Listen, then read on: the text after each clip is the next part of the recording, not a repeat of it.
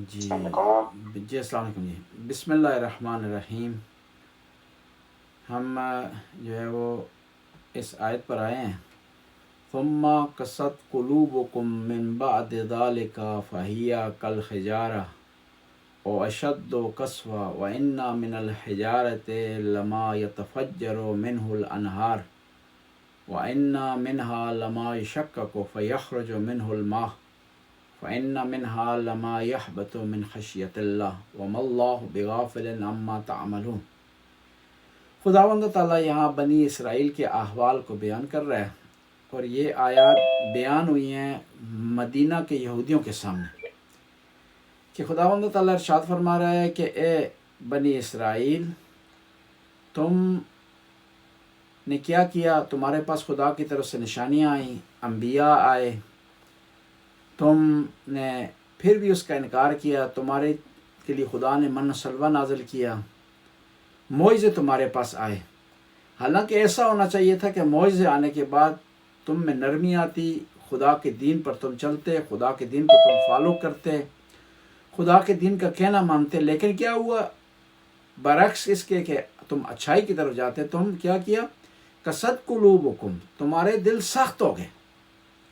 یعنی خداوند تعالیٰ بتانا چاہتا ہے کہ دیکھیں، بعض لوگ جو ہدایت پر نہیں ہوتے، وہ ان کے پاس ہدایت کا سامان لے جایا جائے، ان کو نصیحت کی جائے، تو بجائے کہ وہ نصیحت کو مانے، وہ مزید جو ہے وہ ضد باز ہو جاتے ہیں، لج باز ہو جاتے ہیں۔ بنی اسرائیل نے بھی اس طرح کیا۔ بس ضروری نہیں ہے کہ خدا کی طرف سے کسی قوم پر نعمتیں نازل ہوں اور خدا کی طرف سے انعامات اس پر آئیں، انبیاء اس کی طرف بھیجے جائیں کہ وہ ہدایت پر آ جائے، بلکہ ممکن ہے بعض اوقات لجباز قومیں برعکس ہو جائیں۔ دیکھیں جس طرح ہوا، نبی کریم مکہ میں آئے، قرآن کی وحی مکہ میں نازل ہوئی، مکہ میں خدا کی طرف سے پہلے احکام نازل ہوئے، لیکن مکہ والے نے اس کو ایکسیپٹ نہیں کیا، مدینے والوں نے اس کو ایکسیپٹ کیا، اور مکہ والوں نے اگر ایکسیپٹ بھی کیا تو زور سے ایکسیپٹ کیا، جب غلبہ اس کے بعد ایکسیپٹ کیا اس کو۔ ثم قست قلوبکم من بعد ذلک، اور اس کے بعد تمہارے دل سخت ہو گئے، کس کی طرح؟ پتھر کی طرح، اور اشد قسوہ، اور پتھر سے بھی زیادہ سخت ہو گئے۔ کیوں؟ وَإِنَّ مِنَ الْحِجَارَةِ، کیونکہ پتھر اتنا سخت نہیں ہوتا جتنا تم سخت ہو گئے، کیونکہ پتھر سے بھی بعض کا پانی نکل آتا ہے، امید پھوٹ پڑتی ہے، امکان ہوتا ہے کہ وہ صحیح ہو جائے، نرم ہو جائے، لیکن تم جو ہے نرم ہونے کو نہیں ہو۔ وَإِنَّ مِنْهَا لَمَا يَشَقَّقُ فَيَخْرُجُ مِنْهُ الْمَاءُ، اور پتھروں میں سے کچھ ایسے پتھر ہیں جن میں سے پانی نکلتا ہے، اور پتھروں سے کچھ پتھر ایسے ہیں کہ جو خدا کی بارگاہ میں خشیت کرتے ہیں اور انکساری کرتے ہیں، اور کیا ہے، وہ جھک جاتے ہیں، لیکن تم نہیں جھکے۔ وَمَا اللَّهُ بِغَافِلٍ عَمَّا تَعْمَلُونَ، اور لیکن یہ جان لو کہ جو تم نے کیا ہے، جو تم کر رہے ہو، انبیاء کی پیروی نہیں کر رہے، انبیاء کا جو قتل کر رہے ہو، انبیاء کی جو نافرمانی کر رہے ہو، خدا اس کے بارے میں جانتا ہے۔ جب تمہارے کارناموں کے بارے میں خدا جانتا ہے تو وہ جب تمہیں سزا دینا چاہے گا، تم اس کی سزا سے بچ نہیں سکتے ہو۔ اور یہ تم جان لو کہ خدا تمہیں دیکھ رہا ہے، تمہارے ارادے کو دیکھ رہا ہے، تمہارے انکار کو دیکھ رہا ہے، تمہاری نافرمانی کو دیکھ رہا ہے۔ اور اس آیت سے کچھ نکات نکلتے ہیں کہ پہلا نقطہ یہ نکلتا ہے کہ یہ جو قساوت قلبی ہے، سنگ دلی ہے، دل کا سخت ہونا، اس کے مراحل ہیں۔ پہلے یہ ہے کہ انسان پتھر کی طرح ہوتا ہے، پھر بعد پتھر سے ہی بدتر ہو جاتا ہے، اور قرآن نے یہ پتھر کی سادہ سی مثال دی تاکہ ہر آدمی کو سمجھ سکے کہ انسان کو کیا ہے، پتھر دل نہیں ہونا چاہیے، اس میں رحم ہونا چاہیے۔ اور انسان کی نشانیوں میں سے ایک نشانی یہ ہے کہ وہ رحم دل ہوتا ہے، اور انسان حتیٰ بعض کا یہ ہے کہ انسان سنگ دل ہو جاتا ہے، جانور رحم دل ہو جاتے ہیں۔ آپ نے دیکھا ہے کہ بعض کا شیر اتنی طاقت رکھنے کے باوجود وہ جو ہے وہ اپنے شکار کو معاف کر دیتا ہے، اس پر رحم کرتا ہے، لیکن کہ انسان بعض اوقات رحم نہیں کرتا، درندہ ہو جاتا ہے۔ اور تاریخ میں اس کی مثالیں موجود ہیں کہ آپ تمام مثالوں کو سائڈ پر چھوڑیں، خود مکہ کے لوگوں کی مثالیں دیں کہ حضرت بلال نے اسلام لائے، وہ حضرت یاسر اور حضرت سمیہ اسلام لائے، کلمہ انہوں نے پڑھا، توحید کا اقرار کیا، تو مکہ والوں نے کتنی ان کو اذیتیں دیں، کتنی ان کو پریشان کیا، کتنا ان پر دباؤ ڈالا، اور سینے پر پتھر رکھے گئے، گرم ریت پر لٹایا گیا حضرت بلال رضی اللہ تعالیٰ عنہ کو کہ محمد سے دستبردار ہو جاؤ، محمد کا کلمہ پڑھنا چھوڑ دو. لیکن حضرت بلال نے سختیاں برداشت کی. لیکن دیکھنا یہ مثال یہاں پر یہ کہ مکہ کے لوگوں کی مثال ہے کہ کتنے سنگ دل اور بے رحم لوگ ہو گئے تھے. اور اسلام جو ہے وہ کہتا نہیں انسان کو سنگ دل نہیں ہونا چاہیے، بے رحم نہیں ہونا چاہیے. اس لیے بعض خوراکوں کے بارے میں یہ کہا گیا ہے کہ آپ ان خوراکوں کو زیادہ استعمال نہ کریں کیونکہ وہ سنگ دل ہونے کا سبب بنتی ہیں. اور اچھی چیز، اچھی تعلیم دی اسلام نے. دیکھیں گوشت کے بارے میں کہا گیا کہ آپ گوشت جو ہے وہ مسلسل نہ کھائیں. وجہ اس کی یہ ہے کہ اس سے انسان سنگ دل ہوتا ہے. اور دیکھیں اسی وجہ سے یہ شیر جو ہے درندہ ہوتا ہے، اس میں رحم کم ہوتا ہے دوسرے جانوروں کی نسبت. اس کی وجہ یہ بھی ہے کہ وہ زیادہ گوشت کے جو ہے استعمال کرتا ہے. یعنی اسلام چاہتا ہے کہ انسان نرم دل ہو، اس میں پیار ہو، اس میں محبت ہو. اس لیے تو پیغمبر ارشاد فرماتے ہیں کہ جو آدمی کسی دوسرے پر رحم نہیں کرتا خدا اس پر رحم نہیں کرتا. کہتے ہیں من لا یرحم لا یرحم، کہ جو آدمی کسی پر رحم نہیں کرتا اس پر رحم نہیں ہوتا. اور اس لیے جو لوگ تاریخ میں رحم کے حوالے سے، پیار و محبت کے حوالے سے مشہور ہیں، خدا نے ان کی ستائش کی ہے. حتیٰ بعض اوقات ایسے لوگ تھے کہ اسلام کا ان سے تعلق نہیں تھا، مسلمان نہیں تھے، اسلام نے ان کی تعریف کی ہے. مثلا حاتم طائی مشہور و معروف کریکٹر ہے، جو ایک حقیقی کریکٹر ہے. صرف کریکٹر نہیں ہے بلکہ ایک حقیقی جو ہے معاملہ ہے. اس کے بارے میں پوچھا گیا ائمہ اطہار سے کہ حاتم طائی کے بارے میں کیا بتائیں کہ وہ جنت میں ہے یا دوزخ میں ہے. تو امام نے ارشاد فرمایا وہ جنت و دوزخ کے درمیان ہے. کہا اس کی وجہ کیا ہے؟ امام نے فرمایا اس کی وجہ یہ ہے کہ وہ نیک تھا، اچھا تھا، سخی تھا، لوگوں کو کے لیے کھانے کا انتظام کرتا تھا، سخاوت کرتا تھا، اس لیے جنت کا مستحق ہے. لیکن کوئی ایمان پر نہیں تھا، اس وجہ سے ہم نہیں کہہ سکتے کہ وہ جنت جو ہے وہ جنت میں جائے گا. لیکن خدا نے اس کو بھی محروم نہیں کیا کیونکہ خدا تعالیٰ جو ہے وہ عادل ہے. بس قرآن نے مذمت کی ہے ان لوگوں کی جو ہے کسی القلب ہے، سنگ دل ہیں. اور پھر یہی ایک اور جو ہے وہ اس آیت سے نتیجہ نکلتا ہے کہ بعض اوقات انسان ضد میں آ جاتا ہے نا، کسی القلب ہو جاتا ہے تو حق کو قبول کرنے سے بھی انکار کر دیتا ہے، اور آنکھوں سے دیکھتا ہے حق کو اور پھر انکار کر دیتا ہے. بعض اوقات لوگ پوچھتے ہیں کہ اہل بیت علیہ السلام کی عظمت کو لوگ جانتے تھے، اقرار کرتے تھے، اس کے باوجود اہل بیت کا ساتھ کیوں نہیں دیا لوگوں؟ اہل بیت پر ظلم کیوں ہوا؟ تو قرآن نے اس کی مثال دے دی ہے. دیکھیں بنی اسرائیل جو قریب سے حضرت موسیٰ کا معجزہ دیکھ رہے ہیں، پانی کو 2 حصوں میں تقسیم ہوتا دیکھ رہے ہیں، پتھر سے پانی کو نکلتا ہوا دیکھ رہے ہیں، عصا کے کمالات کو دیکھ رہے ہیں، اس کے باوجود انکار کر رہے ہیں. جب وہ انکار کر سکتے ہیں تو یہاں بھی لوگ غدیر کا انکار کر سکتے ہیں، اہل بیت پر ظلم کر سکتے ہیں. اور یہ ضروری نہیں ہے کہ انسان حق کو جاننے کے باوجود بھی اس کی پیروی کرے. بعض اوقات انسان حق کو جانتا ہے لیکن پیروی نہیں کرتا اس کی. 30,000 کا جو لشکر تھا کربلا میں، ان میں سب جانتے تھے کہ ان کے مقابلے میں کون ہے. سب جانتے تھے کہ جنت کے جوانوں کا سردار ہے، سب جانتے تھے کہ نواسہ رسول ہے. اور ان میں سے سارے نہیں، بعض ایسے تھے جنہوں نے امام حسین کو پیغمبر کے کندھوں پر دیکھا تھا، لیکن اس کے باوجود اپنے وقت کے امام کے مقابلے میں آ گئے کیونکہ سنگ دل ہو گئے تھے. اس لیے تو امام نے ارشاد فرمایا میدان کربلا قد ملئت بطونکم من الحرام، کہ تم امام کے مقابلے میں اس لیے آ گئے ہو کہ کیونکہ تمہارے جو ہے وہ پیٹ حرام سے بھر چکے ہیں. اور پھر خود امام نے پوچھا ان سے کہ میں نے تمہارے ساتھ زیادتی نہیں کی، میں نے تم سے مال نہیں چھینا، میں نے تم میں سے کسی فرد پر ظلم نہیں کیا، پھر کیوں میرے مقابلے میں آ گئے ہو؟ تو جواب دیا بغضاً لأبیک، کیونکہ ہمارے دلوں میں آپ کے والد گرامی کا بغض ہے. وہ مشہور و معروف مثال ہے نا، کہتے ہیں کہ علی کا مقابلہ نہیں کر سکے تو بیٹے کو انہوں نے گھیر لیا. جی علی کی تلوار کا مقابلہ نہیں کر سکے تو بیٹوں کو گھیر لیا. یعنی بعض اوقات یہ ہوتا ہے کہ انسان جو ہے دل میں رکھ لیتا ہے بعض کینہ، بغض، اور موقع آنے پر جو ہے اس بغض کو جو ہے وہ نکالتا ہے. علی علیہ السلام سے کون سا بغض تھا؟ علی علیہ السلام سے بغض یہ تھا کہ جنگ بدر میں علی علیہ السلام نے کافروں کو مارا تھا، جنگ احد میں کافروں کا مقابلہ کیا تھا، جنگ بدر میں پیغمبر کی حفاظت کی تھی. ان کو وہ دکھ تھا، علی علیہ السلام سے بدلہ لے نہیں سکتے تھے، پیغمبر پاک سے بدلہ لے نہیں سکتے تھے. انہوں نے کیا کیا؟ بدلہ کر لیا میدان کربلا میں.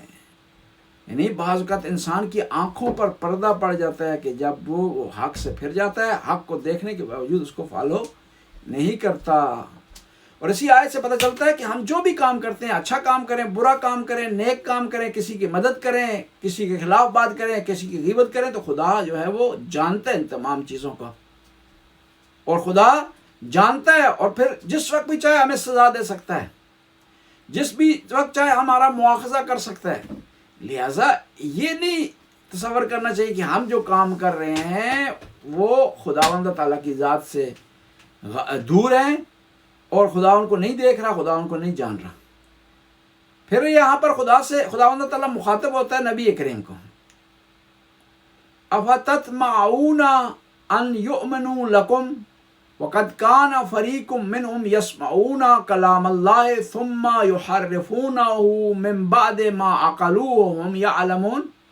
اے نبی، کیا تو چاہتا ہے، تیرا دل چاہتا ہے کہ یہ لوگ ایمان لائیں؟ وقد کان فریق منہم یسمعون کلام اللہ ثم یحرفونہ، تم ان لوگوں سے آپ ان لوگوں سے توقع کر رہے ہیں میرا نبی کہ یہ ایمان لائیں، حالانکہ ان میں سے ایک ایسا گروہ ہے کہ جو خدا کے کلام کو سنتا ہے پھر اس میں ہیر پھیر کرتا ہے۔ یعنی یہ لوگ جو کہ خدا کے کلام کو معاف نہیں کرتے، خدا کے کلام کو سننے کے بجائے کہ اس پر عمل کریں، کیا کرتے ہیں؟ اس میں ہیر پھیر کر دیتے ہیں، اس میں کمی بیشی کر دیتے ہیں، اس میں فراڈ کا مرتکب ہوتے ہیں۔ جب ایسے لوگ ہیں جو خدا کو معاف نہیں کر رہے، اس کے کلام کو معاف نہیں کر رہے، ان کے بارے میں آپ یہ چاہتے ہیں کہ یہ ایمان لے آئیں؟ بس خدا تعالیٰ نبی کو ارشاد کر رہا ہے کہ تمہارا کام ہے پیغام کو پہنچائیں، آپ کا کام ہے پیغام کو پہنچائیں، آپ کا کام ہے دین کو پہنچائیں، وہی الہی کو پہنچائیں، اور اس کے بعد پریشان نہ ہو، توقع نہ رکھیں ان لوگوں سے۔ اور خدا فرماتا ہے کہ نبی، ہم تمہیں تیرے کام پر اجر دیں گے، نتیجے پر اجر نہیں ملے گا کہ مسلمان ہوں تو نبی کو اجر ملے۔ اسلام میں دیکھیں یہ کنسیپٹ ہے نا، آپ کا کام ہے جو عبادت کرنا، آپ کا کام ہے خدمت خلق کرنا، آپ کا کام ہے بھلائی کے کام کرنا، اب نتیجہ نکلے اس کے ذمہ دار نہیں ہیں۔ علماء یہ کہتے ہیں کہ ہم مکلف ہیں کس کے؟ فرائض کے، ہمیں حکم آیا کہ فرائض بجا لانے ہیں، اب یہ نہیں دیکھنا نتیجہ اس کا نکلے یا نہ نکلے۔ یہاں آسان سی مثال ہے، خود واقعہ کربلا۔ امام حسین کو پتا تھا کہ اس کا نتیجہ نہیں نکلنا، ظاہری طور پر سارے جو ہے وہ شہید ہو جائیں گے، بیویاں اسیر ہو جائیں گی، لیکن پھر بھی امام حسین نے سٹرگل اپنی جاری رکھی، آخری قطرے تک، آخری سانس تک جاری رکھی، کیونکہ امام حسین کو پتا تھا کہ خدا نے انہیں جہاد کا حکم دیا ہے۔ یہ حکم نہیں دیا کہ جہاد تب کریں کہ جب نتیجہ نکلے، جہاد تب نہ کریں کہ یہ 30,000 کا لشکر فنار ہو جائے اور یزید تباہ ہو جائے اور اس کی حکومت پر آپ کا قبضہ ہو جائے۔ نہیں، آپ کا کام ہے پیغام کو پہنچانا، آپ کا کام ہے بہترین طریقے سے پوری طاقت لگا کر خدا کے پیغام کو پہنچانا۔ آپ کو قبول کرے یا نہ کرے اس کی ذمہ داری نہیں ہے، آپ کو اس سٹرگل پر، اس کوشش پر اجر ملے گا۔ اور اسی وجہ سے دیکھیں بہت سے لوگ تھے جو امام حسین کو چھوڑ گئے، کیونکہ وہ سمجھ نہیں رہے تھے کہ ان کو کی ڈیوٹی کیا ہے، نتیجہ ہے یا ڈیوٹی یہ ہے کہ حکم کو بجا لانا ہے۔ خود غازی عباس کو پتہ چل رہا تھا کہ یہ معاملہ اس طرح جائے گا، لیکن اس کے باوجود آخری دم تک اطاعت کیے، کیونکہ ان کو پتہ تھا کہ اپنے فریضے کو بجا لانا ہے، نتیجے کو نہیں دیکھنا کہ نتیجہ کیا نکلنے والا ہے، رزلٹ کیا نکلنے والا ہے۔ اسی وجہ سے کہتے ہیں کہ ایک آدمی نے دیکھا کہ معاملہ سخت ہو رہا ہے اور امام کے ایک ساتھی مارے جا رہے ہیں اور بچنے والا کوئی نہیں ہے، امام کی خدمت میں آیا، کہا یا ابن رسول اللہ، میں آپ سے پیار کرتا ہوں، محبت کرتا ہوں، لیکن سمجھ رہا ہوں کہ آپ کی فتح نہیں ہونے والی، آپ مجھے اجازت دیں، کیونکہ میرے لڑنے سے آپ کو کوئی فائدہ پہنچنے والا نہیں ہے، آپ مجھے اجازت دیں میں چلا جاؤں۔ امام نے کہا تیری مرضی۔ یعنی دیکھیں کہ کچھ لوگ اس چیز کو دیکھ رہے تھے، لیکن غازی عباس نے اس چیز کو نہیں دیکھا، حبیب ابن مظاہر نے اس چیز کو نہیں دیکھا، مسلم بن حسن نے اس چیز کو نہیں دیکھا۔ انہوں نے دیکھا کہ امام ہمارا کس طرف چل رہا ہے، اس کے پیچھے چلنا شروع کر دیا۔ اور بعض کا لوگ یہ دیکھتے ہیں نا، امام نے حکم دیا ہے، اہل بیت نے حکم دیا ہے کہ آپ نے نماز پڑھنی، کہتے ہیں کہ نماز کا فائدہ کیا ہے؟ نہیں، فائدہ نہیں دیکھنا، ہم نے اپنے امام کے حکم کو فالو کرنا ہے. اور اسی وجہ سے ہی بنیاد پر کہا جاتا ہے کہ ضروری نہیں ہے کہ ہر حکم کا آپ کو فلسفہ معلوم ہو، اس کی ریزن آپ کو معلوم ہو. یہی ریزن ہے کہ امام نے حکم دے دیے. اور اسی بنیاد پر جن کچھ لوگوں کو علم ہوا کہ امام ایسے راستے پر جا رہے ہیں کہ جہاں ان کو شہید کر دیا جائے، کہ ساتھ نہیں چلے، بلکہ چلنا تو دور کی بات ہے، امام کو روکنے کے لیے پر تلے ہوئے تھے. اور حتیٰ ان میں بڑی بڑی شخصیات تھی. عبداللہ بن عباس حضرت عباس کے بیٹے ہیں، امام سے محبت کرتے ہیں، امام کو چاہتے ہیں، امام سے پیار کرتے ہیں، لیکن امام کو آ کر نصیحت کرنے کے لگے کہ آپ کربلا کی طرف نہ جائیں بلکہ آپ یمن کی طرف چلے جائیں، کیونکہ پہاڑی علاقہ ہے، وہاں آپ کی بچت ہو سکتی ہے، پناہ گاہ آپ کو مل سکتی ہے، دشمن کے جو ہے وہ گزن سے آپ دور رہ جائیں گے. لیکن وہ معرفت نہیں رکھتے تھے، جو معرفت قاضی عباس رکھتے ہیں، جو ہے وہ حبیب ابن مظاہر رکھتے تھے، جو مسلم بن اوسچہ رکھتے تھے. بس ہمیں جو ہے وہ جو خدا کی طرف سے حکم ہے، آرڈر ہے، اس کو بجا لانی چاہیے. اس میں ہیل و حجت نہیں کرنی چاہیے. اور ہیل و حجت کریں گے تو ہم وہی کر رہے ہیں جو بنی اسرائیل کر رہے تھے.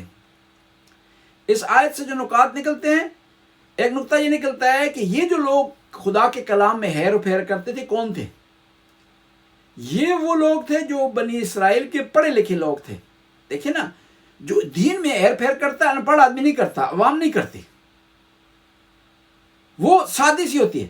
اسی وجہ سے کہا جاتا ہے کہ آپ کو جو اہل بیت سے عشق ہے نا، وہ عوامانہ ہونا چاہیے، علمانہ نہیں ہونا چاہیے. اور عشق وہی عوامانہ قبول ہے، کیونکہ اگر آپ جو ہے چکر میں پڑھیں گے، ریزن کے چکر میں پڑھیں گے، عقل کو کے ذریعے بعض چیزوں کو ناپنے کی کوشش کریں گے تو پھر مقصد پر نہیں پہنچ سکیں گے. اس لیے جو آدمی یہاں سے چل پڑا ہے امام حسین کی زیارت کے لیے، اور جا کر اس نے رونا شروع کر دیا، اور اپنے اس عقل کے مطابق، اپنی فہم و فراست کے مطابق امام سے کلام کر رہا ہے تو اس کا کلام قبول ہو جائے گا. اس آدمی کی نسبت کی جو سوچ رہا ہے، تیاری کر رہا ہے، اچھے سوٹ اپنے لیے تیار کر رہے ہیں سفر کے لیے، اس کا معاملہ جو ہے تھوڑا کھٹائی میں پڑ جائے گا. مثال دوں گا، حضرت موسیٰ کے زمانے میں حضرت موسیٰ نے دیکھا کہ ایک گڈریا ہے، چوپان ہے، بکریاں چرانے والا ہے. وہ اپنے پروردگار سے باتیں کر رہا کہ خدایا یہ چراگاہ ہے، میری بکریاں ہیں، تیری بکریاں نہیں ہیں، تیری بکریاں ہوتی تو بھی یہاں لاتا، مل کر بکریاں چراتے ہیں، میں تیری بکریاں چراتا، میں تیری خدمت کرتا، تیرے بالوں میں کنگھی کرتا، تیرے پاؤں دباتا، تیرا خیال رکھتا، تیرے لیے کھانا تیار کرتا ہے. اے خدایا کاش کہ تو یہاں ہوتا. موسیٰ علیہ السلام نے سنا تو ناراض ہو گئے، غصہ کیا اس پر. ان پڑھ ہے، جاہل ہے، گوار ہے، کیسی باتیں کر رہا ہے، خدا سے زیبا نہیں دیتی، یہ جو ہے مناسب نہیں ہے خدا کے لیے ایسی باتیں. تو وہ آدمی سادہ سا تھا، مخلص تھا، کیا ہوا؟ ناراض ہو گیا، رونا شروع کر دیا اس نے کہ میرے خدا اور میرے درمیان موسیٰ حائل ہو گیا. خدا کی طرف سے وہی نازل ہوئی، موسیٰ میں نے تجھے بھیجا تھا کہ لوگوں کو مجھ سے ملائے، تو لوگوں کو مجھ سے جدا کر رہا ہے. ہر آدمی موسیٰ جیسی معرفت نہیں رکھتا، وہ اپنی معرفت کے مطابق صحیح بات کر رہا تھا، وہ اپنی معرفت کے مطابق صحیح کلام کر رہا تھا. کربلا میں اس طرح جو لوگ زیادہ پڑھے لکھے تھے نا، وہ سوچتے رہے گے جائیں گے، جنگ لڑیں گے، ہمارا کاروبار خراب ہو جائے گا، ہمارے بچے دور ہو جائیں گے، ہمارا کیا ہوگا، پتہ نہیں امام حسین کو جیت ملتی ہے نہیں ملتی، اس کے بعد ہماری جو ہے خواتین کا کیا ہوگا. اور اس کے مقابلے میں کون تھا؟ حبیب ابن مظاہر. پیغام پہنچا ہے، جو ہاتھ میں حنا پکڑی ہوئی تھی، مہندی پکڑی، زمین پر پھینکی، وہ چل پڑے ہیں کربلا کی طرف اور پہنچ گئے ہیں. اور اس کے مقابلے میں کچھ بصرہ کے لوگ تھے جو تیاری میں لگ گئے، جو سوچنے لگ گئے، آئے، لیکن کب آئے؟ واقعہ کربلا کے بعد. اور یہ بھی ضروری ہے کہ فیصلہ انسان وقت پر کر لے. توابین جو تھے، جنہوں نے قیام کیا، جو پشمان تھے اپنے کیے پر کہ ہم نے امام حسین کا ساتھ نہیں دیا، وہ توابین بعد میں آ کر مارے گئے. امام حسین کی قبر مبارک پر آئے، آ کر رونا شروع کر دیا، گریہ کیا، اور دشمن پر بغیر سوچے سمجھے حملہ کر دیا انہوں نے. اور وہ ہزاروں افراد مارے گئے. شہادتیں انہوں نے دی، لیکن وقت گزرنے کے بعد اس کا فائدہ نہیں ہے. یعنی یہ بھی ضروری ہے کہ انسان ایک کام کو عشق کی بنیاد پر کرے، لیکن وقت پر کرے. وقت گزرنے کے بعد ممکن ہے وہی لوگ توابین اگر پہلے آ جاتے کربلا میں تو ہم یہ ضرور کہہ سکتے ہیں کہ امام علیہ السلام کی شہادت کم از کم ڈیلے ہو جاتی. یہ تو کہہ سکتے ہیں نا کہ اگر وہاں 72 تھے، 72 کے بجائے 1000 آ جاتا.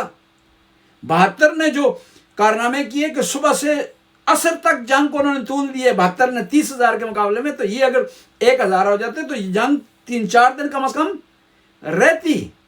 نواسے رسول کو جو ہے اس طرح مظلومانہ شہادت نہ ہوتی، شاید پانی بند نہ ہوتا. لیکن یہ لوگ آئے، انہوں نے شہادتیں پیش کی لیکن وقت پر پیش نہیں کی. جب وقت تھا اس وقت سوچتے رہے، اس وقت حساب و کتاب کرتے رہے، دلائل ڈھونڈتے رہے، نتیجے کی طرف دیکھتے رہے. لیکن جب وقت گزر گیا، آئے تو وہ نہ ان کو فائدہ پہنچا، نہ انہوں نے دین کو کوئی فائدہ پہنچایا، نہ شریعت کو کوئی فائدہ پہنچایا، نہ وہ عشق جو ان کے دلوں میں بعد میں اجاگر ہوا اس عشق نے انہیں فائدہ دیا. بس ہم اگلی آیت کی طرف آتے ہیں. افتطمعون ان یؤمن لکم وقد کان فریق منہم یسمعون کلام اللہ ثم یحرفونہ من بعدہ ما عقلوہم یعلمون. کہ تم ان سے توقع رکھتے ہو کہ ایمان لے آئیں. ان میں سے ایک گروہ ایسا ہے جو خدا کے کلام میں تعریف کرتا ہے، اس کو بگاڑتا ہے، حالانکہ وہ جانتا ہے ایسا کام کرنا صحیح نہیں ہے. وَهُمْ يَعْلَمُونَ، اور وہ عقل بھی رکھتے ہیں اور جانتے بھی ہیں کہ ایسا کام کرنا صحیح نہیں ہے، اور جان بوجھ کر کیسا کام کر رہے ہیں. یعنی جو آدمی دین میں جان بوجھ کر بگاڑ کرے اس کی سزا زیادہ ہے. اس لیے کہتے ہیں نا جو بھول کر کرے. اس لیے شریعت نے جاہل کی 2 قسمیں رکھی ہیں، جاہل قاصر اور جاہل مقصر. کہتے ہیں کہ ایک آدمی غلط احکام پر عمل کرتا ہے، غلط طریقے سے نماز پڑھتا ہے، اگر جاہل قاصر ہے تو اس کی معافی ہو جائے گی، اگر جاہل مقصر ہے تو اس کی معافی نہیں ہے. یعنی قاصر ایسا جاہل جس تک پیغام نہیں پہنچا، شریعت نہیں پہنچی اس تک، احکام نہیں پہنچے، اس نے کوئی عمل کیا تو عمل سے اس سے قبول ہو جائے گا. لیکن ایک ایسا آدمی ہے جسے پتہ ہے کہ میں غلط طریقے سے نماز پڑھ رہا ہوں، اسے پتہ ہے کہ میں قبلہ کی ڈائریکشن کے احکام کو جو ہے صحیح اس کا استعمال نہیں کر رہا، اس کے باوجود وہ غلط کام کو ادامہ دیتا ہے، اس کو بڑھاتا ہے، اس کو جاری رکھتا ہے، تو وہ اس کی معافی نہیں ہے. اہل بیت کے بارے میں بھی ایسا مسئلہ ہے کہ جو لوگ جان بوجھ کر اہل بیت سے دور ہیں، جو لوگ جان بوجھ کر کے نعوذ باللہ یزید زندہ باد کہتے ہیں، ان کے پاس علم ہے کہ یزید شراب خور تھا، یزید غلط کام کرتا تھا، شریعت سے دور تھا، اس نے نواسہ رسول جنت کے جوانوں کے سردار کا خون بہا، اس کے باوجود بھی وہ یزید کو جو اس کے لیے نرم گوشہ رکھتے ہیں، ان کی بچت نہیں ہے. لیکن ایک آدمی ایسا اس کے پاس علم نہیں ہے، داستان کربلا اس نے سنی ہی نہیں ہے، کربلا کے بارے میں اس نے معلومات ہی حاصل نہیں کر سکا کسی وجہ سے، تو اس کی بچت جو ہے وہ ہو جائے گی. اس لیے ہم کہتے ہیں نا 3 قسم کے افراد ہیں: اہل بیت کو ماننے والے، ان سے محبت کرنے والے، ان سے عشق کرنے والے، اور وہ افراد جو اہل بیت سے بغض رکھتے ہیں، ناسبی ہیں، اور تیسرے درمیان کے جو کہ مسکین ہیں، عاجز ہیں، ان تک پیغام نہیں پہنچا. اور وہ جو 2 ہیں جو اہل بیت سے محبت کرتے ہیں یا بغض رکھتے ہیں، ان کے دونوں کا معاملہ کلیئر ہے، واضح ہے، روشن ہے، کلیئر ہے. لیکن جو درمیان والے افراد ہیں ان کی بچت کی جو ہے وہ گنجائش ہے کہ خداوند تعالیٰ ان کو اگر ثابت ہو جائے کہ واقعاً وہ جاہل مقصر نہیں تھے، جاہل قاصر تھے، تو ان کی بچت ہو سکتی ہے.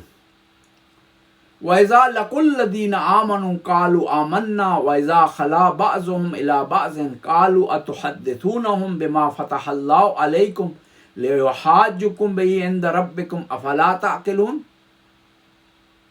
اِذْ لَقُوا الَّذِينَ آمَنُوا، جب وہ لوگ یہودی ملاقات کرتے ہیں ان لوگوں سے جو ایمان لائے ہیں، قالوا آمنا، یہ یہودی کہتے ہیں ہم ایمان لے آئے ہیں، وَإِذَا خَلَا بَعْضُهُمْ إِلَىٰ بَعْضٍ، جب وہ اپنے دوستوں سے یہودیوں سے ملتے ہیں تو قالوا أَتُحَدِّثُونَهُم، کہتے ہیں کہ کیا تم نے ایسی بات کر دی ہے مسلمانوں سے جس کے ذریعے وہ ہمارے خلاف دلیل لا سکتے ہیں.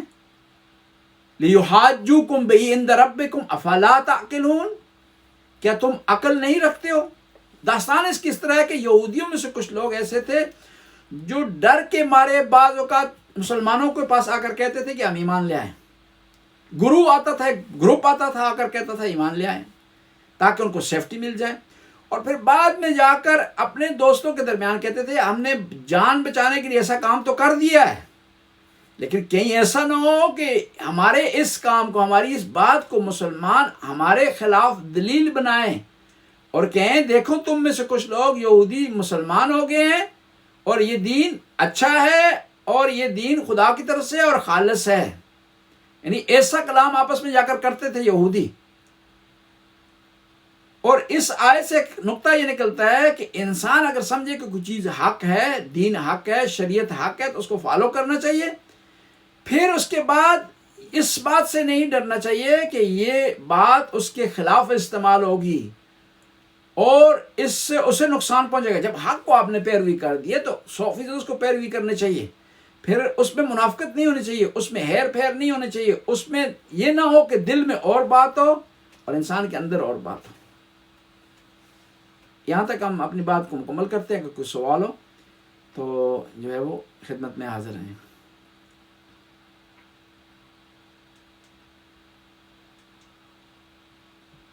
Recording in progress.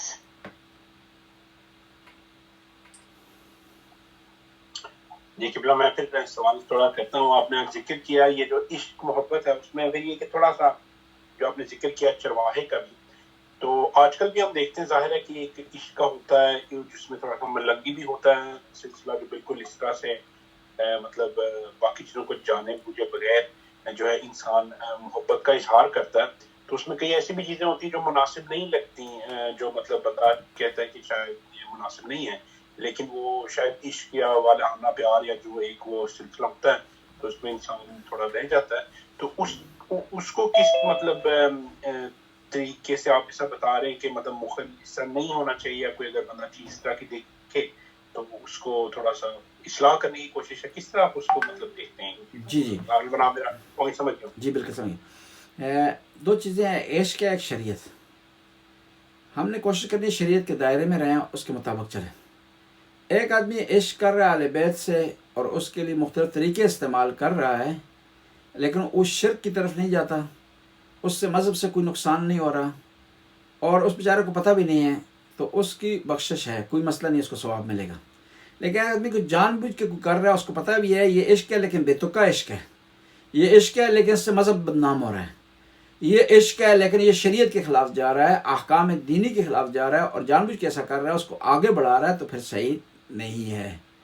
نہیں کہ پھر جو ہے وہ ایسا کوئی کام نہیں کرنا چاہیے جس میں ظاہری طور پر عشق کا اظہار ہو لیکن یہ کہ اس سے دین کو نقصان پہنچ رہا ہو، اس سے پرہیز کرنا چاہیے. میں مثال درج کروں گا.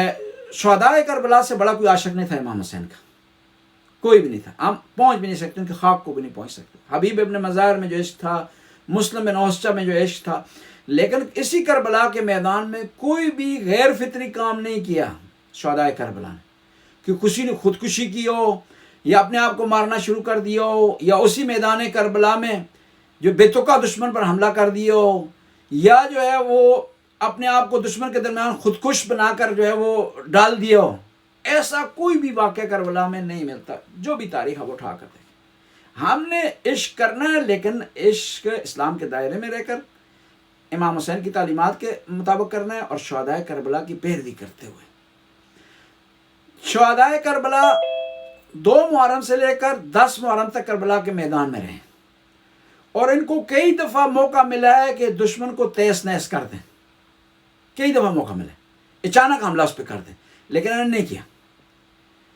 آدمی جس کو دشمن نے 10 دن سے گھیرے میں لیا ہو اور وہ پیاسا ہو، اس کو کسی اجازت کی ضرورت نہیں ہوتی، وہ آپ سے باہر ہو جاتا ہے اور اس کے لیے جتنا معاملہ ڈیلے ہوگا اتنا ہی اس کے لیے نقصان دہ ہے، پیاس کے حوالے سے، سختی کے حوالے سے، دشمن کے گھیرے کے حوالے سے. لیکن کربلا میں آخر دم تک کوئی ایک ایسی مثال نہیں ملتی کہ جہاں کسی بھی شہید نے امام کے پوچھے بغیر کوئی قدم اٹھایا ہو.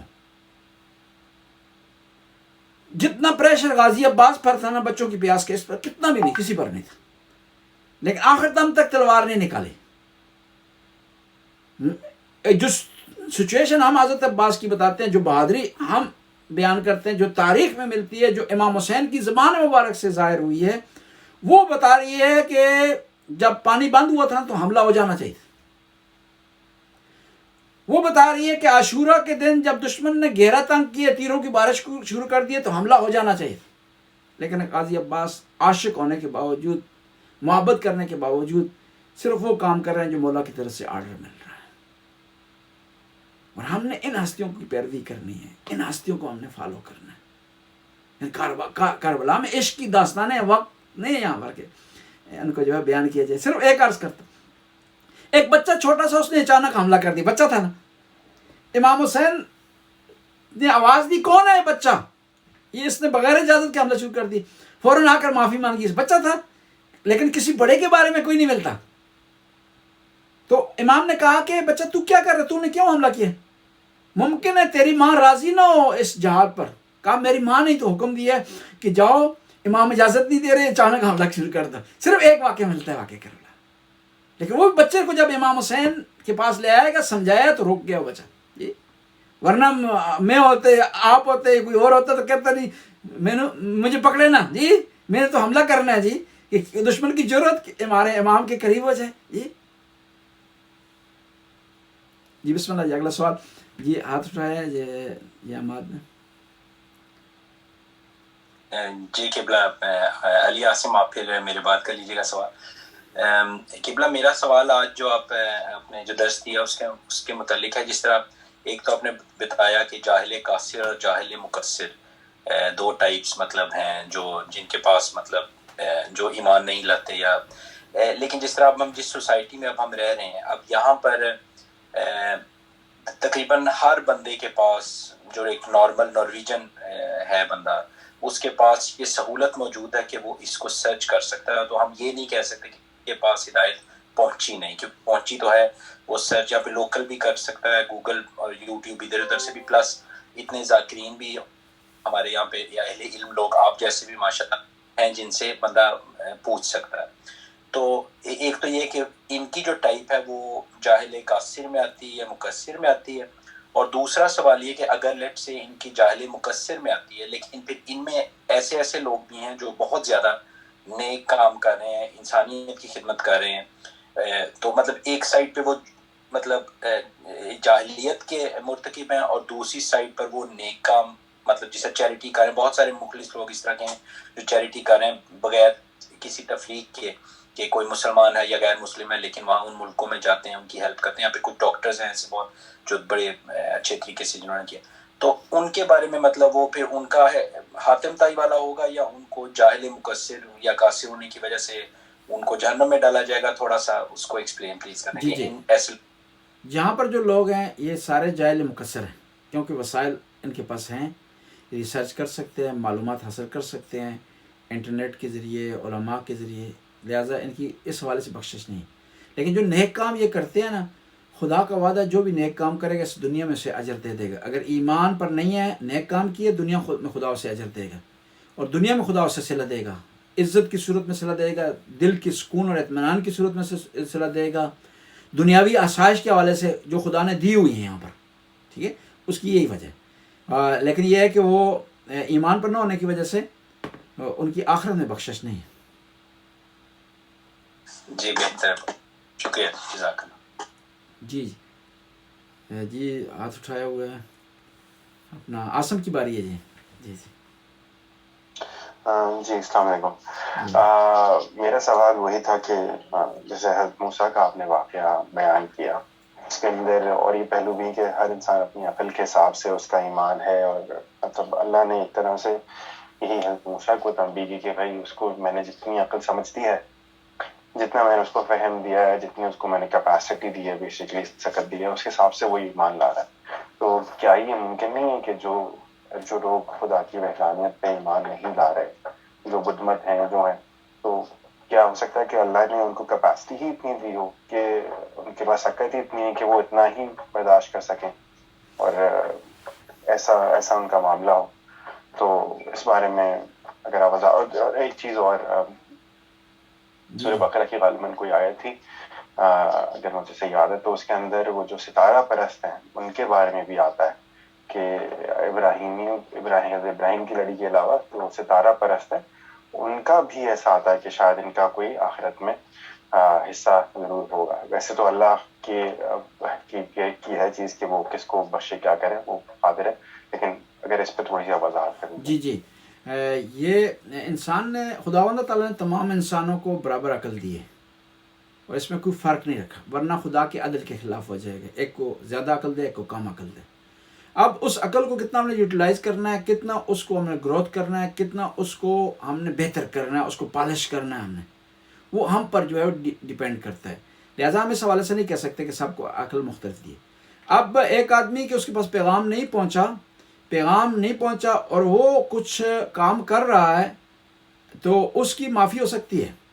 اور اس طرح پیغام نہیں پہنچا لیکن اس کے اپنے عقل کے مطابق وہ خدا سے محبت کا اظہار کر رہا ہے پیغام پہنچنے سے پہلے، تو اس سے وہ قبول ہو جائے گا، اس کی عبادت شمار ہوگی، ورنہ اس کے علاوہ جو ہے وہ عبادت شمار نہیں ہوگی. قرآن کی بات آپ جو کر رہے ہیں سورہ بقرہ میں کہ کہا گیا کہ ستارہ پرست بھی جو ہے وہ جنت میں جائیں گے. ستارہ پرست سے مراد ہمارے پاس 3 دین ابراہیمی ہیں اسلام کے علاوہ، 4 دین ابراہیمی ہیں ٹوٹل، جو ہے یہودی ہیں، عیسائی ہیں اور زرتشت ہیں، جنہیں آج ہم ستارہ پرست کہتے ہیں یا آگ پرست میں آتش پرست کہتے ہیں، یا اسلام ہے. یہ لوگ اپنے زمانے میں اگر نبی کے کہنے کے مطابق عمل کرتے رہے اور دنیا سے چلے گئے ہیں اور انہوں نے نبی کریم کے زمانے کو درک نہیں کیا تو ان کی بخشش ہے اور یہ جنت والے ہیں. قرآن نے اس حوالے سے کہا ہے، نہ یہ کہ آج کا ستارہ پرست جو ستارہ پرست بھی ہے اور ستارے کی پرستش بھی کر رہا ہے، اسلام کو نہیں مان رہا، توحید کو نہیں مان رہا، شرک کر رہا ہے اور پھر وہ جنت میں چلا جائے. آج کا صحابی مراد نہیں ہے، اس زمانے کا جو ہے وہ صحابی، اس زمانے کا یعنی وہ ستارہ پرست قرآن میں سے صحابی کا لفظ استعمال کیا، اس زمانے کا ستارہ پرست، اس زمانے کا یہودی، اس زمانے کا عیسائی جو ہے وہ اس کی بخشش ہے اور جنت میں جائے گا، بشرطے کہ وہ حضرت عیسیٰ، حضرت موسیٰ اور اسی طرح حضرت داؤد کے احکام پر عمل کرتا رہا ہے، نہ کہ آج کا ستارہ پرست. جی ابھی مزمل معظم ان کی باری. شکریہ قبلہ. اصل میں 2-2.5 ماہ پاکستان میں رہنے کے بعد آج میں فرسٹ ٹائم آیا ہوں کافی عرصے بعد، تو بڑی خوشی ہو رہی ہے. میرے آج میں حماد بھائی کی گفتگو سے میرے ذہن میں سوال آیا تھا، لیکن میں دیکھ رہا ہوں 1 منٹ اور 45 سیکنڈ رہ گئے. یہ ابھی ہم دوبارہ اس کو سٹارٹ کرتے ہیں، دوبارہ آ جاتے ہیں، ٹھیک ہے جی، ہم اینڈ کرتے ہیں، دوبارہ آ جاتے ہیں. ہاں جی، پھر سوال کرتا ہوں میں. Recording stopped.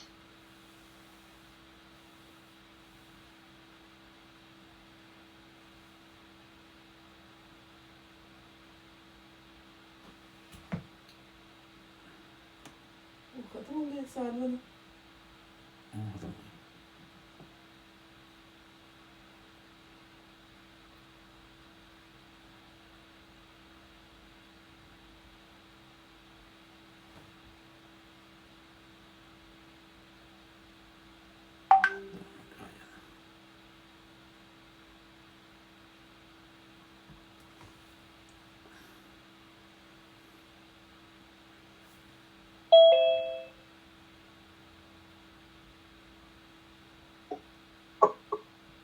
Recording in progress.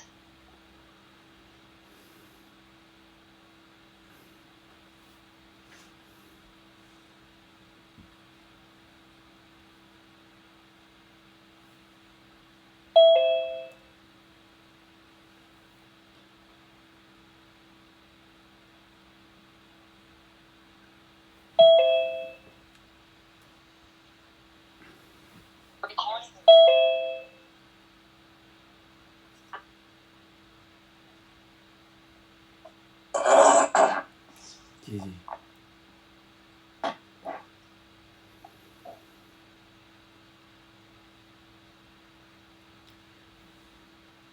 جی بسم اللہ جی، آپ سوال کریں.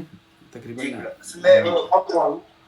سوال ایک ڈسکشن میں نہ چل، لیکن میرے ذہن میں سوال یہ آ رہا تھا حماد بھائی کی بات سے کہ جس طرح ہم کہہ رہے تھے کہ جو ناروے کے لوگ ہیں یا ان سوسائٹیز کے لوگ ہیں آج کے جدید دور میں، اس سے 2022 میں ان تک بظاہر پیغام پہنچ چکا ہے، لیکن انفارمیشن کی بہتات قبلہ اتنی ہے کہ اگر ہم دیکھیں تو جو فالس انفارمیشن ہے، جو غلط پیغام ہے، وہ ان تک زیادہ پہنچا ہے. اگر ہم یہ دیکھیں کہ وہ اگر انٹرنیٹ پہ سرچ کریں، جو ان کو اسلام کی شکل نظر آتی ہے پریکٹیکلی، وہ دیکھتے ہیں ظلم و بربریت کی شکل میں، کبھی وہ داعش کی شکل میں دیکھتے ہیں، کبھی طالبان کی شکل میں دیکھتے ہیں، یا جہاں کہیں انفارچونیٹلی بدقسمتی سے جہاں بھی دہشت گردی یا شدت پسندی یا ظلم و جبر کا دور ہے، وہ مسلمان ممالک ہیں. تو پریکٹیکلی شکل وہ دیکھ کے جو نئی نسل ہے جن کے ساتھ ہم لوگ جابس کرتے ہیں بات کرتے ہیں وہ ہمیں پریکٹیکلی دکھاتے ہیں کہ آپ لوگ پریکٹیکلی تو آپ ایسے ہو یہ ہو رہے ہیں.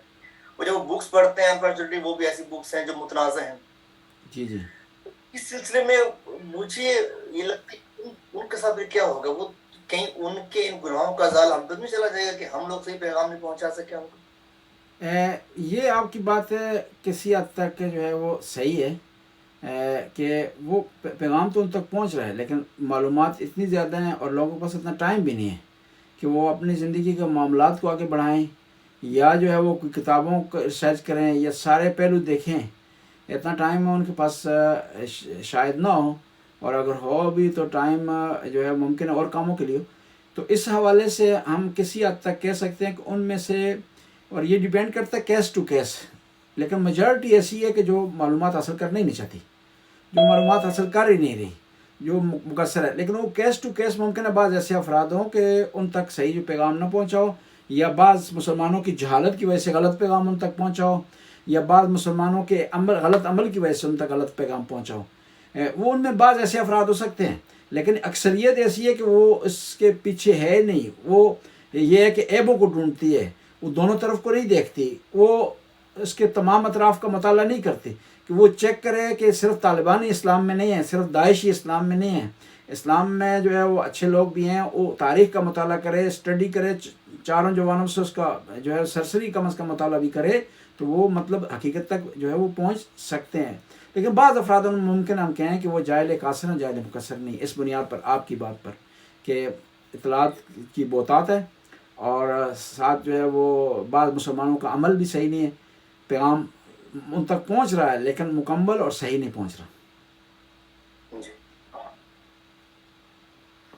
مطلب میں بعض کا ٹویٹر اسپیسیز میں جاتا ہوں تو مجھے گھبراہٹ اس لیے ہوتی ہے کہ اس میں جو لادین ہیں, لبرل نہیں, جو لادین لوگ ہیں ان کی اکثر تعدادوں لوگوں کا جو بیک گراؤنڈ ہے وہ ہمارا ہی ہے, یعنی پاکستانی ہے, جو ناروے میں, اسکینڈینیوین میں یا امریکہ میں رہ رہے ہیں. تو وہ ان سے زیادہ خدا کے نہ ہونے کے دلائل دے رہے ہوتے ہیں. اس کی وجہ یہ ہوتی ہے وہ جدید دنیا کی جو ترقی دیکھ رہے ہیں, جب ریاست نے لوگوں کے سارے معاملات کو اپنے ہاتھ میں لے کے ان کو ویلفیئر سوسائٹی اسٹیٹس دی, اس کے کمپیئر میں جو دین اور ہمارے ممالک حالات دیکھتے ہیں, ہمارے ہی لوگ جو اردو ہی بولنے والے ہیں, جن کا ہمارے بیک گراؤنڈ ہے, وہ مذہب کے خلاف بول رہے ہوتے ہیں. اس سے بڑی گھبراہٹ ہوتی ہے کہ یہ کس طرف ہم لوگ چلے. اب تو واقعی وہ جہل مقصر والے لوگ ہیں جن کے پاس دین آ چکا تھا, پھر وہ سے پھر رہے ہیں. یہ آپ کی بات صحیح ہے کہ اور اس میں آسان سی مثال ہے, سب سے بڑا عالم جو ہے وہ شیطان تھا. شیطان جاہل نہیں تھا جی, وہ جاہل نہیں تھا. حتیٰ اس کے پاس بعض موارد میں فرشتوں سے زیادہ علم تھا, لیکن جو ہے وہ فرشتوں کے پاس علم شاید اتنا نہیں تھا بعض فرشتوں کے پاس جتنا شیطان کے پاس تھا. اس کے باوجود اس نے انکار کیا ہے. یعنی زیادہ خطرناک وہی ہو جاتا ہے جو گھر کے بھید جانتا ہے, زیادہ خطرناک وہی ہوتا ہے جو کہ علم رکھتا ہے بعض اوقات. اور ایک جاہل آدمی اگر وہ مشرک ہو جائے اتنا خطرناک نہیں ہے, اگر کوئی پڑھا لکھا مشرک ہو جائے تو اس کا خطرہ جو ہے وہ زیادہ ہے. تو اسی بنیاد پر وہ بھی زیادہ جو ہے وہ بعض اوقات مدعی سست اور گواچس بن جاتے ہیں. اتنے گورے جو ہے وہ اسلام کی مخالفت نہیں کرتے جتنے وہ لوگ کرتے ہیں. اس کی یہی بنیاد ہے, کیونکہ وہ شیطان کی پیروی کرتے ہیں, شیطان کو جو فالو کرتے ہیں. بالکل, بہت شکریہ. اور خود علم ہی اس کے غرور کا سبب بنا ہے, اس کی نافرمانی کا سبب بنتا. شاید اگر پڑھا لکھا نہ ہوتا تو وہ نافرمانی شاید نہ کرتا. جی شیطان اس لیے اس کو دلیل بھی اس نے دلیل بھی دی ہے جی, خالی نہیں ہے کہ میں نہیں تیری بات نہیں مانتا, دلیل بھی ساتھ دی ہے شیطان نے. کیوں کہ خلقتہ من الطین وخلقتنی من النار, کہ خدایا میں اس کی پیروی نہیں کر رہا, اس کو فالو نہیں کر رہا, آدم کو اس کا سجدہ نہیں کر رہا, کیوں کہ تو نے اسے خاک سے بنایا اور مجھے آگ سے بنایا, اور آگ افضل ہے خاک سے, اور یہ نہیں ہو سکتا جو افضل و مفضول کے سامنے سجدہ کرے. یعنی دلیل بھی دی, خالی جو ہے اس نے انکار نہیں کیا. دلیل تو بظاہر لاجیکل تھی, اس لیے فلسفے کے تکڑی دلیل تھی. لیکن خدا کتنا کریم تھا, اس نے کیا کہہ دیا اس کو کہ تجھے آخرت تک مہلت ہے جی, اور اس کو مارا نہیں ہے, اس کو جو وہاں فوراً سزا نہیں دی. اس کو کہا کہ تو جو ہے اپنا کام کر, میں نے اپنا کام کرنا, اور میرے نیک بندے تیرے قریب نہیں جائیں گے. جی اور کوئی سوال ہے؟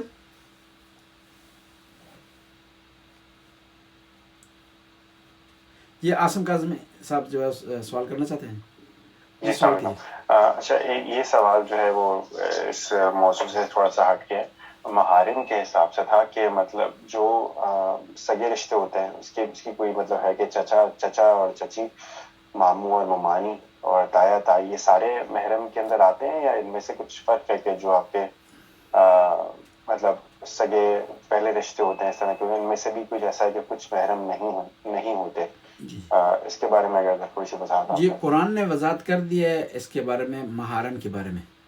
چچا محرم ہے لیکن چچی محرم نہیں ہے، خالہ محرم ہے لیکن خالو محرم میں شمار نہیں ہوتا، یعنی اور کزن محرم میں شمار نہیں ہوتا، یعنی ایسا آدمی وہ آپ کے محرم میں شمار ہوتا ہے جس سے آپ جو ہے وہ شادی نہ کر سکتے ہو، وہ محرم میں شمار ہوتا ہے۔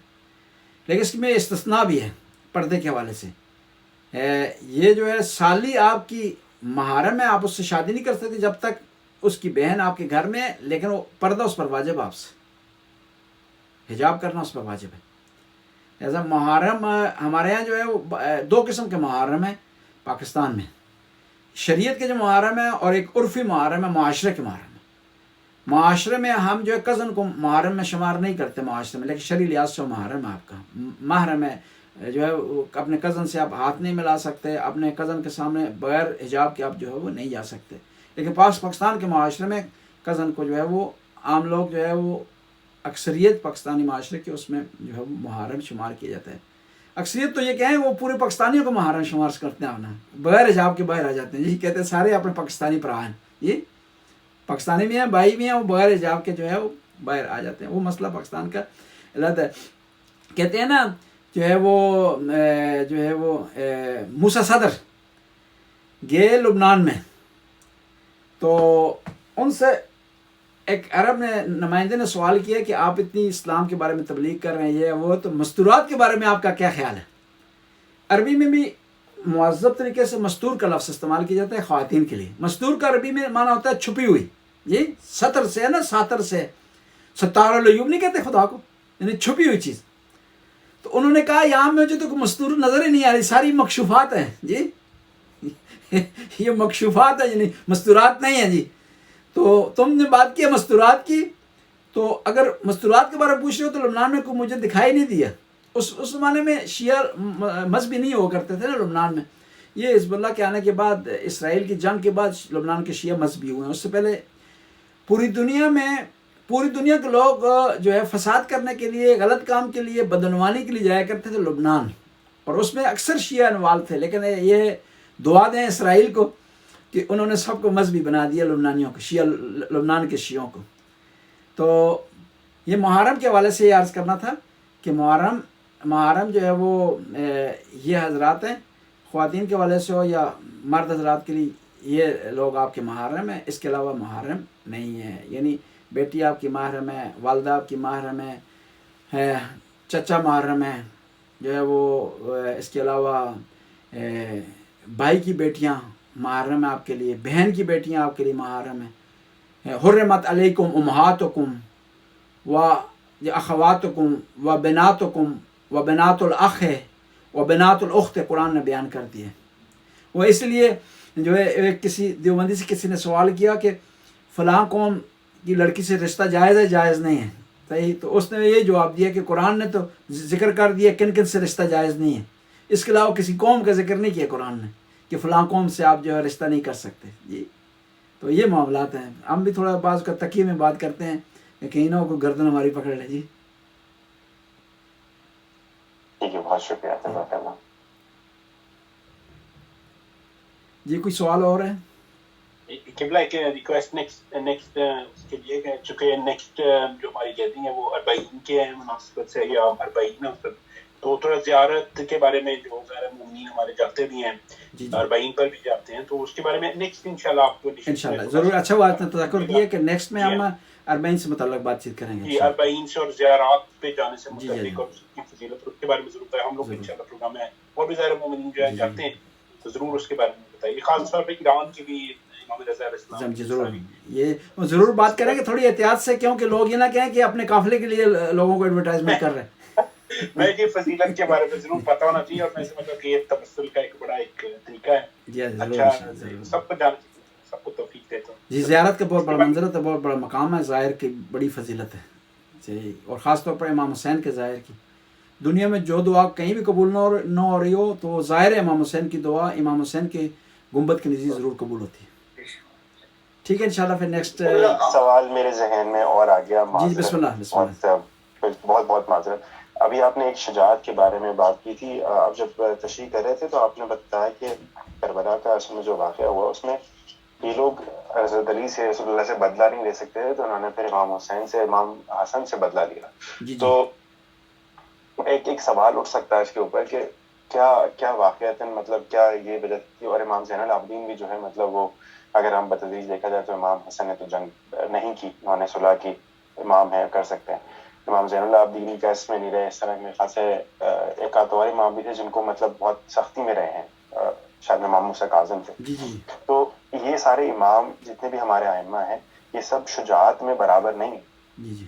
تو اس کے بارے میں مجھے بس تھوڑا سا ایک ذہن میں یہ چیز آئی تھی کہ مطلب ایک امام ہونے کے لیے شجاعت کا کوئی وہ نہیں ہے کیا کہ شجاعت بھی اس کے اندر اور وہ جنگ کا وہ ایک پہلو وہ چیز ہونا؟ جی پہلا مسئلہ یہ ہے کہ شجاعت کی ڈیفینیشن مختلف ہیں. ایک دوسرا شجاعت ہر امام میں شجاعت تھی، 14 معصومین میں سارے شجاعت تھے، لیکن شجاعت یہ نہیں ہوتا کہ بے تکے میدان میں آپ اتر جائیں. شجاعت یہ ہوتا ہے کہ وقت کے حالات کے مطابق، وقت کی نزاکتوں کے مطابق شجاعت کے اظہار کا مختلف طریقہ ہے، مختلف ذریعے. اور جتنی شجاعت امام حسن نے دکھائی ہے ضبط کر کے، صبر کر کے، برداشت کر کے، اتنی شجاعت شاید کسی نے نہ دکھائی ہو. جتنی شجاعت امیر المومنین نے 25 سال میں دکھائی ہے صبر کر کے، برداشت کر کے، اتنی شاید امیر المومنین علیہ السلام کی بارگاہ نے جو ہے وہ جنگ صفین نے نہ دکھائی ہو جتنی شجاعت انہوں نے. لیکن شجاعت کے مختلف انداز ہوتے ہیں، مختلف طریقے ہوتے ہیں. میں آپ کو مثال دوں گا، نبی کریم سے بڑا شجاع کوئی بھی نہیں، کوئی بھی نبی کریم کا ثانی نہیں ہے شجاعت میں، نہ امام علی، نہ امام حسن، نہ امام حسین. صحیح؟ ممکن ہے بعض ملنگوں کو یہ بات اچھی نہ لگے، لیکن یہ بات حقیقت ہے.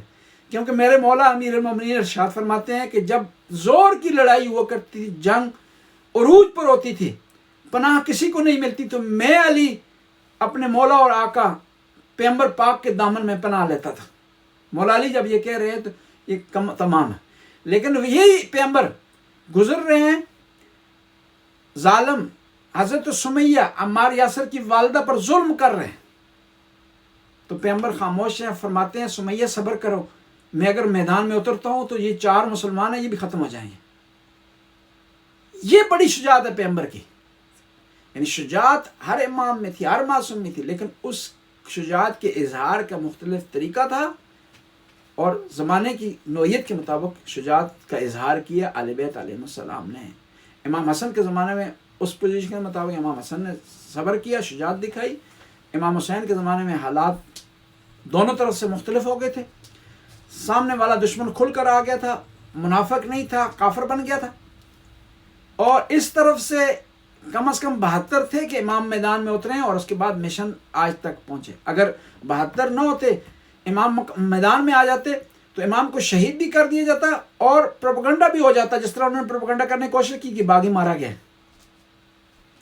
اور اتنی شجاعت دکھانے کے باوجود، اتنی مظلومیت کے باوجود، آج بھی کچھ لوگ ناسبی اہل بیت کے دشمن یہ کہہ رہے ہیں کہ نعوذ باللہ امام حسین کے بارے میں وہی الفاظ استعمال کر رہے ہیں جو یزیدیوں نے استعمال کی تھی کہ باغی جو ہے مارا گیا.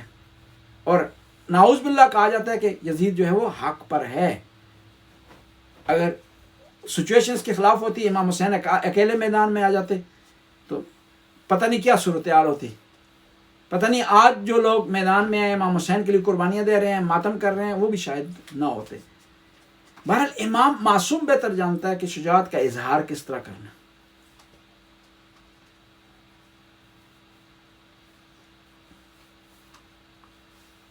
جی جزاک جزاک اللہ، بہت اچھا آپ نے جواب دیا، کیونکہ شجاعت کو ڈیفائن بھی کرنا چاہیے کہ کیا شجاعت سے کیا مراد ہے؟ امام معصوم ہے، جی بالکل، امام معصوم ہے بے شک، اور ان کا جو ہے رتبہ سب سے افضل۔ اور ایک اور مثال یہاں عرض کر دوں کہ دیکھیں میدان کربلا میں امام حسین کے بعد سب سے بڑا شجاع کون ہے؟ غازی عباس۔ اور ہم جو شجاعت کی ڈیفینیشن کرتے ہیں اس سے مطلب یہ ہونا چاہیے کہ غازی عباس شجاع نہیں تھے میدان میں ہماری ڈیفینیشن کے مطابق، لیکن سب سے بڑا شجاع غازی عباس ہے کہ تلوار ہونے کے باوجود، شجاعت ہونے کے باوجود، بہادری ہونے کے باوجود مولا کا پیغام دشمن تک پہنچا رہے ہیں کہ ہمیں رات کی مہلت چاہیے۔ بہادر آدمی مہلت نہیں مانگتا سرکار جی، لیکن میں نے ڈیفینیشن نہیں کرنی، آپ نے نہیں کرنی، کہ غازی عباس نے ڈیفینیشن کرنی میدان کربلا میں۔ شجاعت اس سے بڑی شجاعت نہیں ہے کہ انسان بہادر ہو، دشمن نے گھیرے میں لیا ہو، بچے اس کے سامنے رو رہے ہوں اور پیاس سے بلک رہے ہوں اور سختی کا عالم ہو، گرمی ہو، اور پھر وہ اپنے آپ کو کنٹرول کرے۔ اس سے بڑا بہادر کوئی نہیں۔ یزید کو کون کہتا ہے کہ بھئی یہ حق پر تھا؟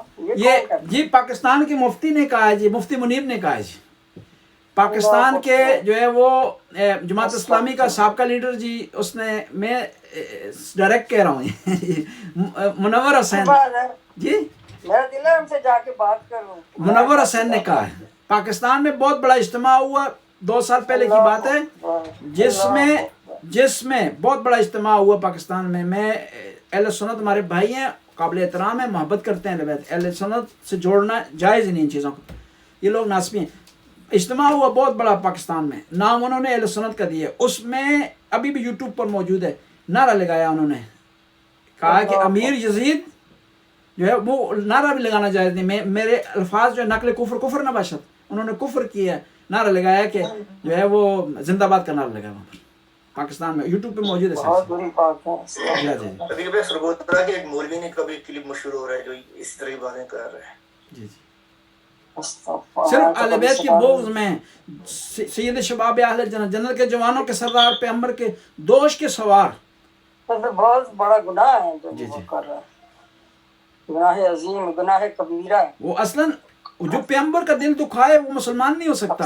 اور سب سے زیادہ پیغمبر کا دیکھیں، نبی کریم کے چچا شہید ہوئے میدان احد میں، اور سب کو پیغمبر نے معاف کر دیا، اس قاتل کو بھی معاف کر دیا، اور فرمایا کہ اسے کہو کہ مکے اور مدینے میں نہ رہا کرے، کہ جب بھی میرے سامنے آتا ہے تو میرا دل دکھ جاتا ہے۔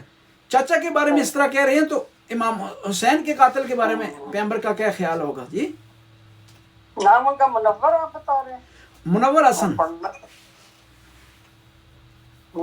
منور حسن، اور افسوس سے کہنا پڑتا ہے اس نے سید بھی اپنے ساتھ لگایا ہوا، جی سید بھی اپنے ساتھ لگایا ہوا، اللہ ہدایت دے اسے، جی صراط مستقیم۔ لیکن اہل سنت میں بھی نیک لوگ، اچھے لوگ، طاہر قادری صاحب مجلس پڑھتے ہیں، ٹھیک ہے جی، اس کے علاوہ یاسین قادری صاحب ہیں، اور بہت بہت نیک لوگ ہیں، تاریخ میں گزرے ہیں جنہوں نے قربانیاں دی ہیں اہل بیت کے لیے۔ امام نسائی، ان کو شہید کیا اہل بیت کی محبت کی وجہ سے، بہت بڑے جو ہے وہ امام تھے، اہل سنت کے محدث ہیں، ان کی کتاب ہے صحیح ستہ میں شمار ہوتا ہے سنن نسائی۔ اور امام ابو حنیفہ کو جیل میں کیوں ڈالا؟ کہ اہل بیت سے محبت کرتے تھے۔ یعنی جو اہل سنت میں عظیم لوگ ہیں جنہوں نے قربانیاں دی ہیں، محبت کی اہل بیت سے پیار کیا ہے۔ یہ تو آپ صلی اللہ علیہ وسلم نے فرمایا کہ اہل بیت سے محبت، قرآن نے کہا، میں 2 چیزیں چھوڑ کے جا رہا ہوں، جی یہ اہل بیت کی اطاعت کرنا، یہ تو ہمارے اوپر فرض ہے، یہ بہت ضروری ہے، تو مسلمان ہی نہیں کہ اہل بیت کو نہیں محبت سے۔ مجھے سمجھ نہیں آتی ان لوگوں کو یزید میں دکھائی کیا دیا ہے؟ جی یہ کہتے ہیں نا قرآن جب انسان اندھا ہو جاتا ہے، جی بلائنڈ ہے لوگ، جی اندھا ہو جاتا ہے تو پھر وہ کیا ہے، وہ حق اور باطل کے درمیان پہچان نہیں کر پاتا۔ ختم اللہ علی قلوبہم وعلی سمعہم، خدا نے ان کے دلوں پر مہر لگا دیے۔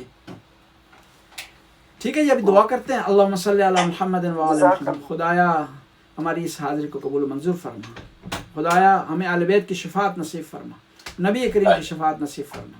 یا اللہ جو لوگ اہل بیت سے محبت کرتے ہیں ان سے محبت کرنے کی توفیق عطا فرما۔ یا اللہ اہل بیت کے دشمنوں سے نفرت کرنے کی توفیق عطا فرما.